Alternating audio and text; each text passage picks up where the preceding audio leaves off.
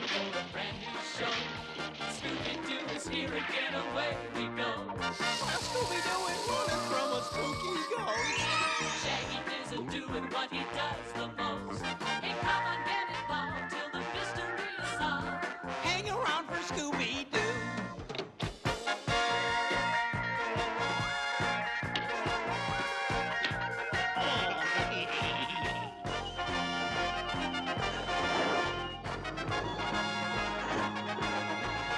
Hey, come on, get involved till the mystery is solved. Hang around for Scooby Doo. That's my pal. Scooby Dooby Doo. Hello, Scooby Doo fans! Welcome to my Season 2 Episode 1 review of The Scooby Doo Show. So last time I continued my reviews of The Scooby Doo Show with a review of Season 1, Episode 16 of The Scooby Doo Show. I hope you guys enjoyed that. But of course today, I'll be covering Season 2, Episode 1 of The Scooby Doo Show, titled The Curse of the Viking Lake, which was released on September 10th, 1977. The short synopsis of the episode is, the gang goes for some fishing with Velma's Uncle John, only to find him missing and long-dead Vikings and their ship haunting the area. So normally I would tell you guys what DVD I'm watching Season 2 of The Scooby Doo Show on, however, sadly, Season 2 of The Scooby Doo Show has yet to get any sort of physical media release or any DVD release, unfortunately, which is a shame. So, unfortunately, for all of Season 2, I'm going to have to be watching the episodes on HBO Max, which is my personal recommendation on where to watch the episodes. If you want to get good quality versions of the episodes, go watch all 8 on HBO Max. But yeah, sadly, Season 2 has yet to get a physical media release. So, apologies in advance for the quality of the episodes in these Season 2 reviews, as unfortunately there is no physical media or DVD release of Season 2 of The Scooby Doo Show. I would love there to be. I would even love a full box set or full DVD of the entire The Scooby Doo Show on one DVD or one box set, but sadly, you know, Season 2 has yet to get any sort of physical media release. Something interesting about this episode is that there's a rough cut version of this episode, and the same goes for the next episode. The first 2 episodes of Season 2, for some odd reason, have rough cut versions of the episode, as well as final cuts. Now, the final cuts are the more easily accessible ones, while the rough cuts are the lower quality, less accessible versions of the episode. Now, why only these 2 episodes have rough cuts is beyond me. There's not really any major changes as far as Scoobypedia describes the alternate rough cut work in progress version of the episode. It says the only real major difference for it is that there's like some animation and editing differences, some alternative musical cues, and there's no laugh track in the rough cut. But that's really it. And unfortunately, the rough cut of Curse of the Viking Lake has yet to surface anywhere online. Now, I don't know why there's a rough cut and a final cut for both the first 2 episodes of Season 2. I have 2 possible theories or explanations on what I think may be the case. One is that I think that the rough cut was never aired, and that it was never meant to air, but, when Hanna-Barbera gave, the episode to syndicate, channels that would syndicate it, or rerun it, or, companies that would put it on DVD, that they gave them the rough cut as well, and that the rough cut was accidentally aired or accidentally put on DVD and was never meant to be released. Or, my other explanation is that I think the rough cut was probably only aired once when it originally aired, and then the final cut was aired subsequently each time as it was rerun. Like, the final cut is what I think Hanna-Barbera's version of the episode actually is, like the version they wanted out, and the rough cut is the version they were forced to get put out. That's my personal explanation or assumption or theory on the whole situation. I personally don't think the rough cut was Hanna-Barbera's, the cut that Hanna-Barbera wanted to put out. I think the final cut was the actual cut they wanted to put out. But that's personally me. Now, if anybody who was around in 1977 that watched these episodes when they originally aired and on reruns, if anyone can shed light on this whole rough cut, final cut debacle and why these first 2 episodes are the only ones to have these rough cut and final cut versions, please let me know. Please explain, and please tell me which cut you saw originally, and, you know, when you saw the other cut, you know, because me personally, I never saw the rough cut. I never even knew there was a rough cut until very recently, with the first 2 episodes. I always grew up with the final cut. So, yeah, if anyone could explain this whole rough cut, final cut debacle and why there's 2 versions of the first 2 episodes of season 2, but not any other episode of the Scooby Doo Show, I would very much appreciate any explanation from you guys. But yes, there is a rough cut and final cut. They're not really majorly different, so you won't be missing anything, at least not from what I gathered. I have not seen the rough cut of The Curse of the Viking Lake, so I don't know how much different it is. But based on what Scoobypedia says, it looks like there's just a couple editing and animation and musical cue differences, and there's no laugh track in it, which doesn't sound really that major. So I think you'll be okay watching the final cut and don't need to see the rough cut. Now, as far as this episode's reception is concerned, I'm not really sure how fans feel about this particular episode of the Scooby Doo Show. The Scooby Doo community doesn't talk about it a lot. I don't know how the first episode of season 2, you know, was received, how, you know, what people think of the first episode of the second season of the Scooby Doo Show, and if season 2 starts on a strong or weak note. So there's really only one way to find out. So let's take a look at the episode to see whether I think it is a good or bad episode of the Scooby Doo Show. The episode begins with the gang heading to meet Velma's Uncle John at Viking Lake, who has invited them up to go fishing. When they arrive at his cabin, they find it deserted, even though the fireplace is blazing and all the lights are on. Daphne then spots Uncle John's journal, where they find his latest entry, stating that something mysterious is occurring at Viking Lake, involving a ghostly Viking ship. They also find a page with Viking ruins on it. After Scooby sees a ghostly Viking, the gang split up, with Fred, Velma, and Daphne following a set of footprints into the woods, and Scooby and Shaggy search along the lake. As they search, Shaggy and Scooby spot the ghost ship and find themselves being chased by 3 different Vikings. The gang reunite and head into town, where they inform the sheriff of the strange sights, along with Uncle John's disappearance. The sheriff adds that 2 young geologists also went missing while researching Viking Lake.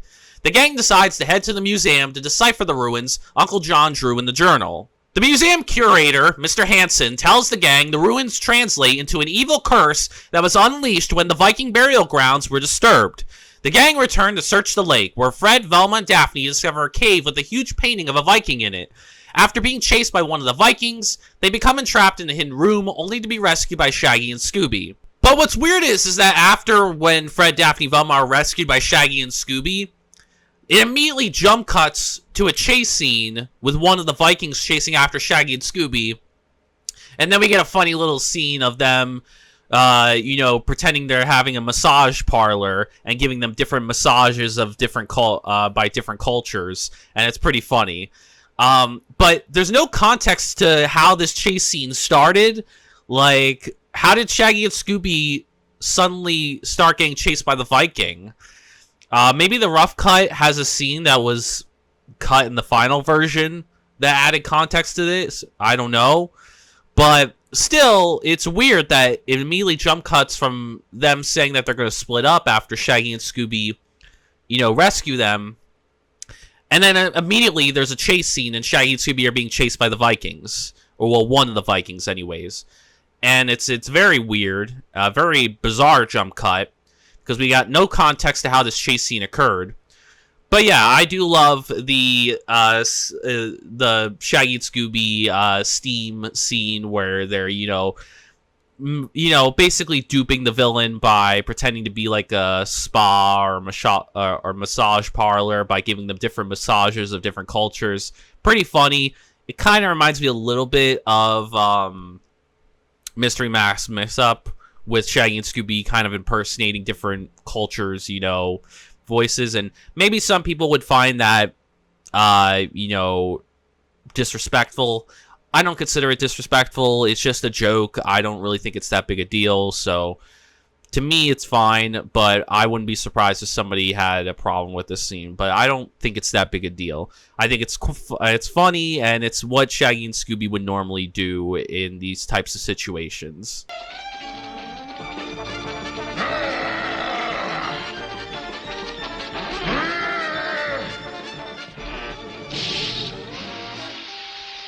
Welcome to Ole and Lars Speedy's massage parlor. Take your hat, sir. I think Mr. Winking here like a Japanese massage. Yes?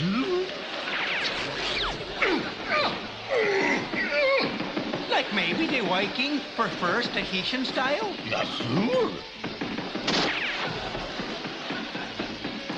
Just a minute, Scooby. I think the best massage for him is a Russian massage, yeah? Da. Hey, hey, hey. Hey, hey, hey, hey. Rub down time. How about that? He left without paying, huh?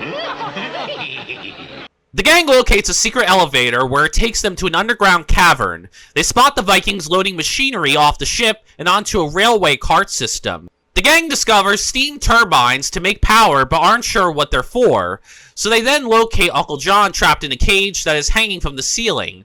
After rescuing him with a flying vehicle created by Scooby, a chase ensues and Fred tells Uncle John to go get help and they will keep the Vikings busy.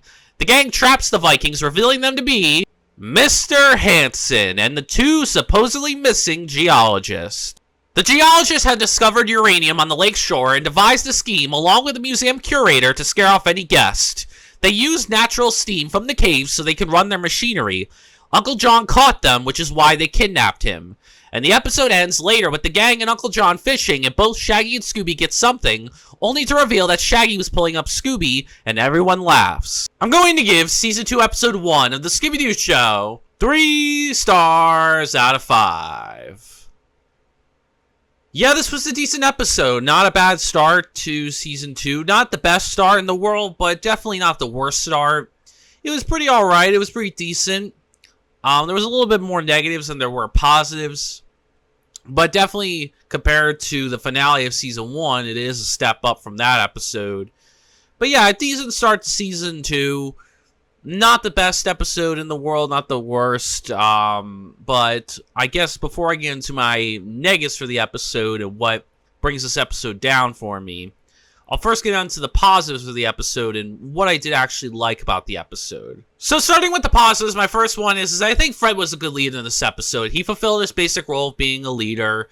He did a good job of leading the gang and telling them where they needed to go next. So overall, he fulfilled his basic role well. He didn't get to create any cool trap in this episode. It was more so on the fly, him, Shaggy, and Scooby just pushing, I think it was like a pipe, a little bit to the side so that the villains could fall in the water. And he didn't really piece together the clues to help solve the mystery, but he was still a good leader in this episode and at least fulfilled his basic role. So I think they did a good job of Fred in this episode. Then we have Daphne.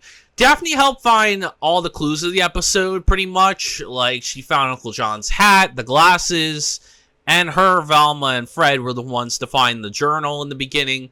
So Daphne pretty much, helped find a lot of clues throughout the episode. So she at least fulfilled that role of finding, the clues that led to Uncle John.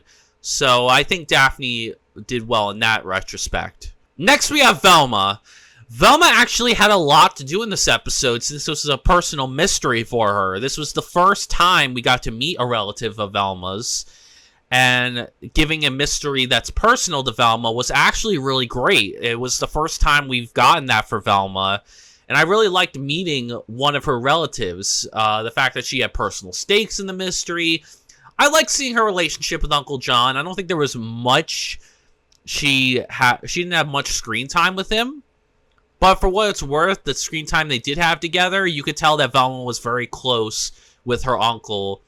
And I did like that this episode provided that element of giving us the first episode where Velma has more personal stakes in this mystery, and she's not doing this out of the goodness of her heart, which is fine, but rather she has a personal aspect to the mystery, which is a good start to season 2. Because like I said in the previous episodes, Velma hasn't really been the strongest through towards the end of season 1. So this was a good start to her to for season 2. This is a good start for her in season 2 to give her something personal, like her uncle being involved in the mystery. So I really liked her relationship with her uncle, and I like that we got to see, have this, this episode, the first episode where Velma gets to, where we get to see one of Velma's relatives, and she has personal stakes in the mystery, and it gives her a lot to do.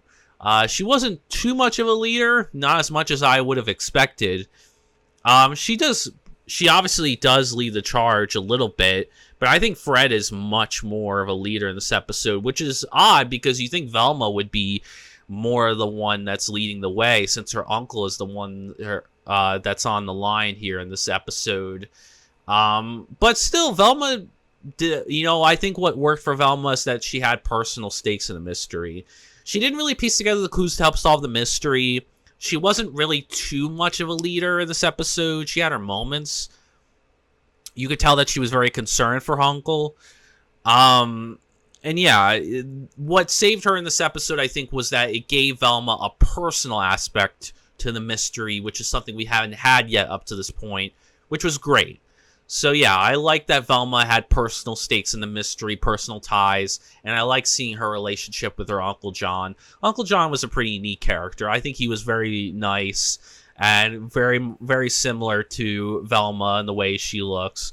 So I did like their relationship. I did like that Velma had, we got to meet Velma's uncle, and she had personal ties and stakes in the mystery. Then, of course, we have Shaggy and Scooby. Shaggy and Scooby were their usual funny selves. They were pretty funny in this episode. They had a lot of humorous moments. They weren't too cowardly in this episode, not as cowardly as you would think. In fact, they were actually very brave in this episode, which is one thing I would, love to give them credit for, is that they had a lot of brave moments throughout this episode. Shaggy and Scooby were braver than they normally were, and I really like seeing that. It was cool.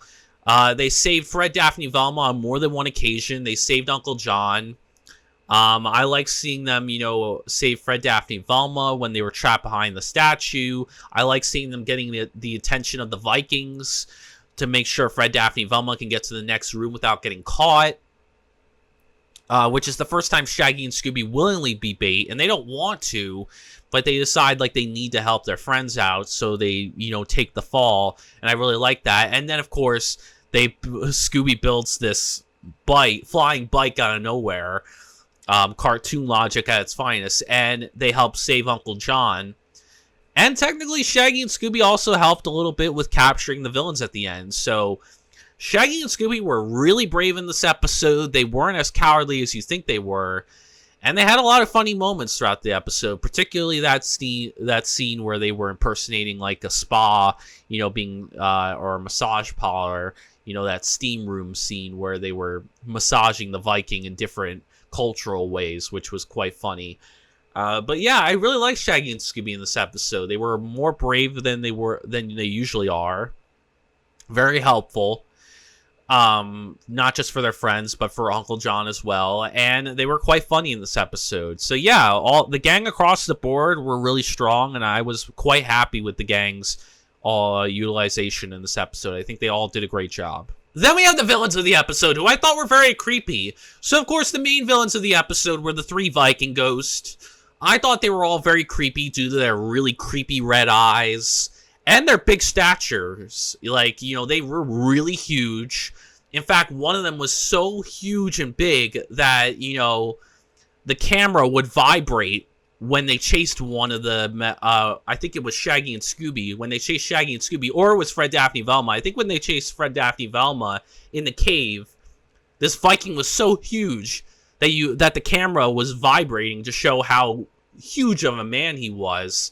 And if I saw this huge Viking with these creepy red eyes, I'd be very freaked out. Especially in the beginning when one of the Vikings is peeking in through the window. That's creepy as shit. It's really creepy. These Vikings are really creepy ghosts. And, really creepy villains. Not too scary. They're not scary villains, but they are very creepy, and they do a lot of creepy things in this episode. And if I saw one of them chasing me, I'd be pretty freaked out. So I really found them very intimidating, very creepy. I really love the villains in this episode. I thought they did a good job with them.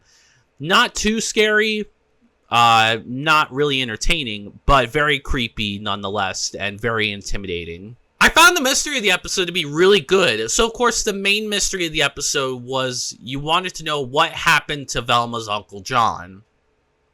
What happened to Uncle John, with his encounter with the Vikings? Did the Vikings kill Uncle John?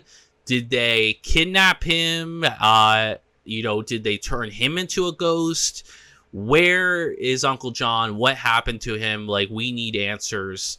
And it was a really compelling mystery because this is Velma's uncle, and you're very concerned for the safety of a relative of the gangs. When a relative of the gang,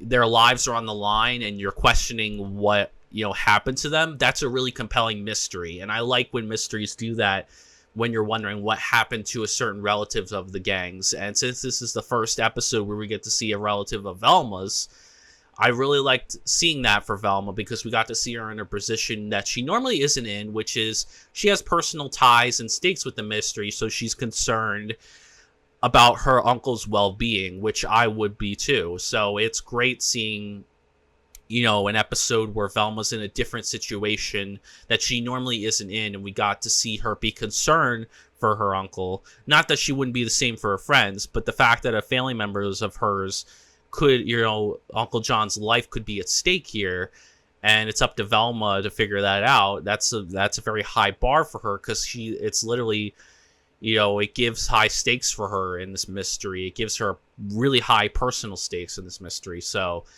I really like the mystery. I love any mystery that, has us questioning what happened to relatives of the gangs, and seeing Velma in a different situation where she's wondering what happened to her uncle, and she has to figure that out and potentially save him from any harm or danger is really cool, and something new and fresh we hadn't seen before.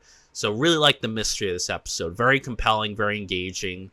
I was fixated throughout the episode on this mystery, wondering what happened to Uncle John. And my final positive for the episode is I think the atmosphere of the episode was good. I did like the atmosphere of this episode. It had this dark, rainy night, cold atmosphere. I did like seeing the gang in their winter outfits, which was really cool. It wasn't snowing for once when they were wearing their winter outfits. It was just cold, which was interesting. So good on the writers for that. But what I really liked about the atmosphere was, obviously the 3 creepy Viking ghosts. They did a lot of creepy shit throughout the episode that, really accompanied that. But not just that, I really loved whenever the Viking ship horn would sound off in the distance. That would be really creepy, and, that would, enhance the atmosphere as well. Having this dark, foggy, rainy night, that's cold, and you have these 3 creepy Viking ghosts on the loose, and they're staring in the windows, and they're doing creepy shit, and they're very big and intimidating, and you have their ship's horn in the distance, sounding off. I will say that the atmosphere of the episode does definitely dip a little bit towards the end portion of the episode. I think the atmosphere is definitely lost by the end portion of the episode, but for the majority of the episode, the atmosphere is there. It's very well executed, very well done, and that's mainly due to the villains and, the gimmicks that they use, such as, the ship's horn, the creepy shit that they do, and how big and intimidating they are, and their designs, just them in general. The villains really are the reason the atmosphere is enhanced, but it certainly helps to have this cold, dark, rainy, foggy night atmosphere accompanying it, with these 3 ghosts and, who are big and very creepy and intimidating, with these red eyes peeking in through the window. That window scene is quite creepy when Scooby sees that Viking peeking into the window. That's very fucking creepy. And, the ship's horn off in the distance is creepy too. If I heard that, I'd be creeped the fuck out. So, yeah, very creepy, really good atmosphere in this episode. I was creeped out the whole way through.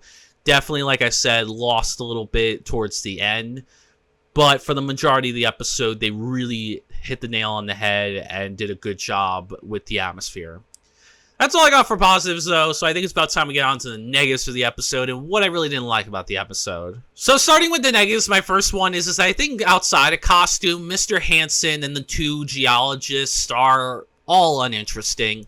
I mean, the two geologists act like fake victims. We assume that they're missing, so, you know, that also enhances the mystery as well. The fact that, you know, that Uncle John wasn't the only one that disappeared. But it turns out that they were just, you know, that was just a fake disappearance so that they could, you know, go on with their scheme. But, you know, we never see the two geologists before that point in person. We just hear that they were the only other two missing people besides Uncle John that went missing. And as for Mr. Hansen, we see him in one scene when they try to get the Viking ruins, you know, deciphered. And he tells them about, you know, what the Viking ruins mean.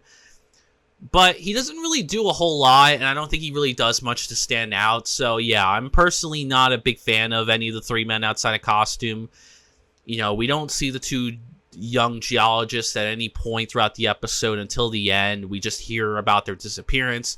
And Mr. Hansen does nothing in the episode to really stand out, at least in my opinion. So, very weak outside of costume. I found the motive of the episode to be very weak and bare bones. So essentially, the motive of the episode is that Mr. Hansen and the two geologists wanted to scare everyone away so they could steal uranium. For what purpose, I have no fucking clue. Probably to sell it. It's very similar to the first episode in the new Scooby Doo movies, where the Three Stooges manager and bodyguard, you know, Crunch and Rhino, were, you know, doing the same thing with the uranium, and we're trying to sell it. So I believe most likely they were probably going to try and sell it and get a profit off of it. That's what I'm assuming, because I don't know what other purpose the uranium could serve. They don't really explain it. You know, they just say that they wanted to steal uranium, but for what purpose, I have no idea. So not only is this not a unique motive, because we've seen a uranium-based motive before, but they don't add anything new to it to make it fresh and unique. If anything, they make it more bare bones than it was in the new Scooby-Doo movies, where we don't even know why these men are stealing the uranium. Are they trying to sell it? Is it for some other reason? Your guess is as good as mine. I have no clue why these men are trying to steal the uranium. They don't explain it at all in the episode. It's just a weak and bare bones motive. Not unique or interesting in the slightest. You know, just a very bad motive in my eyes. There were a lack of suspects in the episode. You only had one suspect in the episode, which was Mr. Hansen. The sheriff doesn't really count as, you know, or the cop or whatever he was. He doesn't count as a suspect because he didn't have enough screen time. The two young geologists we presume them to be victims. We don't see them as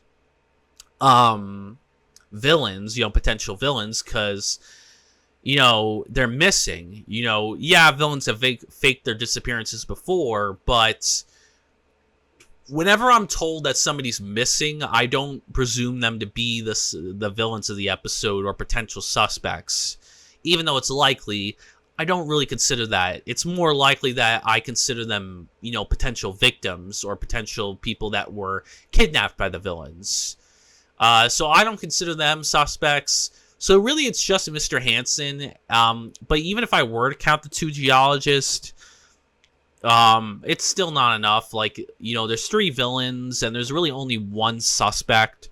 So they definitely needed way more suspects, you know, to compensate for this. And Mr. Hansen wasn't even that, you know, suspect worthy. He didn't really do anything suspicious, really. He just had a, you know, innate knowledge of Vikings. But that doesn't really mean that he's a potential villain. It's possible, but, you know, he doesn't do enough to warrant any sort of suspicion. So for me, they definitely could have used way more suspects in the episode. And, you know, especially since they got three villains. And this is like the third episode with three villains? Like, you think by now they would start beefing up the suspect count, but no, they still haven't done that, despite the fact that they've had 3 episodes up to this point in a row that have had 3 villains in the episode. So yeah, not good in the suspect department. I found the clues of the episode to be very weak in this episode. So you had Uncle John's journal, you had his hat, you had his glasses, and that was really it. You know, there weren't any other clues, like the stuff down in the caverns or the caves. That was just like part of their hideout. Like, I wouldn't even consider any of that clues. So it's literally just feels more like a paper trail leading to Uncle John, rather than any clues that point towards a suspect or a motive. So, yeah, while there are clues in the episode, they more so serve as the purpose of leading the gang, you know, creating a paper trail for the gang to follow in order to find Uncle John, rather than pointing towards a suspect or a motive in the episode. And my final negative is that I found the setting of the episode to be very uninteresting. So, of course, the main setting of the episode was Viking Lake. Viking Lake wasn't unique in any way, and neither were any of the other settings. You know, it all felt very generic. You got Uncle John's cabin, you got Viking Lake, you know, the caves and the caverns, you got this unnamed town, and the museum. While there are a lot of settings, it all just feels very generic and bare bones, and like there's not really any uniqueness or flavor to the setting. There's nothing really that makes it stand out or interesting. It doesn't really feel Scooby Doo-esque at all. It feels very boring and uninteresting. So yeah, I'm not really a fan of Viking Lake as a setting. I'm not a fan of any of the other settings in the episode. It all just feels like we've been here before, we've done all this. Not really the best choice for a setting in the episode. Overall, guys, I would personally not recommend this episode to fans and newcomers to the show. While it's a decent episode, I feel that it's personally not strong enough for me to consider it rewatchable. It's not one that I see myself going back to often. So while it's decent, there's a little bit more negatives than there are positives, and it's just not, it doesn't have rewatchability or factor to it. You know, it's not, you know, the type of episode that I could easily put on and go back to. It's alright, it's a decent start to season 2, but not one of the better episodes of the show overall, and not a terrific start to season 2. So I personally don't think it's worth your time to seek this out. Anyways, I hope you guys enjoyed the review. Please give a like if you did. Comment down below your thoughts on the episode. Do you like this episode? Do you disagree with me? Do you think there are more positives with it? Do you see more things that, you know, good things that you see that I don't see? Like, do you think this is a good start to season 2 of the Scooby Doo Show? Do you hate this episode? I'd be interested in that as well. Do you think I didn't go harsh enough on it? Are there more problems with it that you see that I don't see? Do you think this is a really poor start to season 2 of the Scooby Doo Show? Or are you somewhere in the middle like me, where you think it's an okay and decent start to the season 2 of the new Scooby Doo of the Scooby Doo Show, but it's not good or bad? I'm curious for your thoughts, so let me know. And subscribe for more Scooby Doo content like this, or if you're just interested in any of my other content, obviously I'll have more Scooby Doo content on the way. We'll be covering all Scooby Doo media, such as Scooby Doo TV show episodes, Scooby Doo movies, Scooby Doo video games, and Scooby Doo books. Plenty of Scooby Doo content on the way, so if you're a diehard Scooby Doo fan like me and you love all things Scooby Doo and you love talking about your favorite mystery-solving gang, come join the channel and experience some amazing Scooby Doo content. Let's have some fun discussions about our favorite meddling kids. In my next video, I'll continue my reviews of the Scooby Doo Show with a review of Season 2, Episode 2 of the Scooby Doo Show, titled Vampire Bats and Scaredy Cats. Oh my, is this going to be a fun episode to review. This is probably the most popular episode of the Scooby Doo Show, and probably the most popular episode of the Scooby Doo franchise. This has very high expectations going in. I love this episode growing up. I grew up with this episode. I have fond memories of it. I've gone back to it plenty of times. So I have really high expectations for it. Not only that, but the Scooby Doo community loves it as well. It's probably the most well-liked episode of the Scooby Doo Show. This is, the episode that everyone loves of the Scooby Doo Show. So this is going to be a fun episode to review and go back to and see if I still think it is probably the best episode of the Scooby Doo Show. Because I have really fond memories of this episode. I've gone back to it plenty of times. So I have really high expectations going into it. Not just that, but this is the third episode to have Scooby Dum. So Scooby Dum's going to be making his first appearance in Season 2 of the Scooby Doo Show, but his third appearance overall. So yeah, this will be the return of Scooby Dum. This will be the episode that features Gramps the Vamp, one of the most popular Scooby Doo villains ever, one of the most popular Scooby Doo episodes ever. This is going to be a big one to cover. So if you are interested in my thoughts on Season 2, Episode 2 of the Scooby Doo Show, Vampire Bats and Scaredy Cats, the episode with Gramps the Vamp, and the third episode of with Scooby Dum, come join me next time and hear my thoughts on this very famous classic episode and probably the most well-liked episode of the Scooby Doo Show. Anyways, thank you guys so much for watching this video, and as always, peace out. Got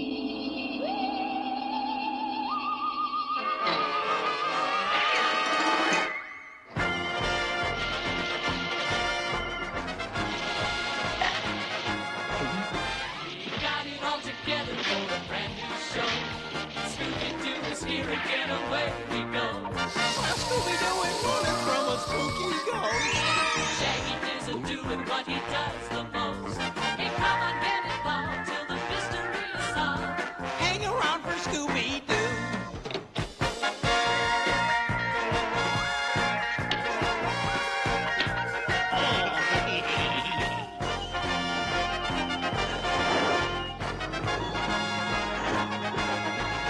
Hey, come on, get involved till the mystery is solved. Hang around for Scooby Doo. That's my pal. Scooby Doo.